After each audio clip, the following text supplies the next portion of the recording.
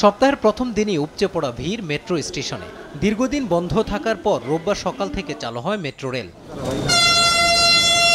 সকাল 7টা 10 মিনিটে উত্তরা উত্তর স্টেশন থেকে মতিঝিল অভিমুখে ছাড়ে প্রথম ট্রেনটি।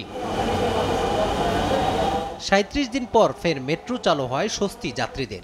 জানান, ভবিষ্যতে কেউ যেন রাষ্ট্রীয় সম্পত্তির ক্ষতি করতে না পারে সে ব্যাপারে কর্তৃপক্ষ আরও সতর্ক থাকবে এমন প্রত্যাশা তাদের। মেট্রো রেলের যে ক্যাজুয়ালিটিসগুলো হয়েছে এটা তো আসলে অপ্রত্যাশিত। এটার জন্য আমাদের যে ভোগান্তি হয়েছে যে আমরা অফিসে যেতে আমাদের প্রচণ্ড কষ্ট হয়েছে, যে বিশেষ করে আমরা যারা অনেক দূরে অফিস করি তাদের ক্ষেত্রে আমাদেরকে জ্যামের সমস্যা হয়েছে, রাস্তায় ট্রাফিক ছিল না, প্রচণ্ড ভোগান্তি ছিল। এখন মেট্রো রেলে আমাদের জন্য খুবই শান্তি হয়েছে। রাষ্ট্রীয় সম্পদ আমরা সবাই রক্ষা করার চেষ্টা করব সচেতনতার সাথে। এটা নষ্ট না করাই আমাদের উত্তম আমি মনে করি। সবাই এটা সব সম্পদ রাষ্ট্রীয় সম্পদ আমরা রক্ষা করার চেষ্টা করব। মতিঝিল থেকে কারওয়ান বাজার আসে 9 মিনিটসের জার্নি, আমাকে সেখানে সময় দিতে হয়েছে 45 মিনিট, 40-45 মিনিট। তাই আমার একটা সময়টা বাঁচছে। আর এটা যেহেতু রাষ্ট্রীয় একটা সম্পত্তি, তো এটাকে যে স্টেশনগুলি যেটা ভাঙচুর করা হয়েছে, আসলে এটা আমি এটাকে সাপোর্ট করি না। কেন, এটা আমাদের একটা প্রপার্টি, আমাদের সুবিধার জন্য এটা করা হয়েছে। এটা জাতীয় সম্পদ। আসলে যে ঘটনাগুলো ঘটছে স্টেশনগুলো যারাই করছে এটা ঠিক করেনি। আসলে এতে দুর্ভোগ বেড়েছে এবং আমাদেরই ক্ষতি হয়েছে।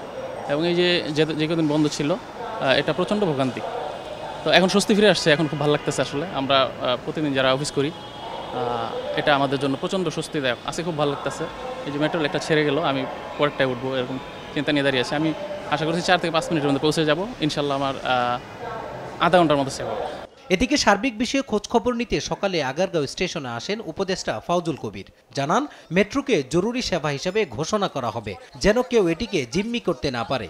মেট্রো রেলকে এসেনশিয়াল সার্ভিস হিসেবে ঘোষণা করা হবে, যে যাতে করে তারা এই ধরনের আর নিতে পারে, ব্যবস্থা নিতে না পারে।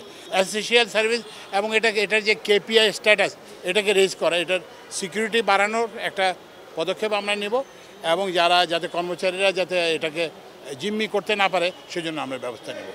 এ সময় তিনি জানান, ক্ষতিগ্রস্ত কাজীপাড়া ও মিরপুর 10 স্টেশনের ক্ষয়ক্ষতি নিরূপণ করতে কমিটি গঠন করা হয়েছে। দ্রুততম সময়ের মধ্যেই চালু করা হবে স্টেশন দুটি। জাপানি রাষ্ট্রদূতের সঙ্গে দেখা করব, কারণ এখানে কিছু ইম্পোর্টের বিষয় আছে। তো এইটা আমরা যথাসম্ভব তাড়াতাড়ি খুলে দেব, কিন্তু নির্দিষ্ট ডেট এখন আমরা দিতে পারবো না। আমরা এটা সংক্ষিপ্ত সময় চালু করব। কর্তৃপক্ষ জানিয়েছে, শুক্রবার ছুটির দিন ছাড়া বাকি 6 দিন সময়সূচি অনুযায়ী চলবে মেট্রো রেল। মাজহারুল ইসলাম, দেশ টিভি, ঢাকা।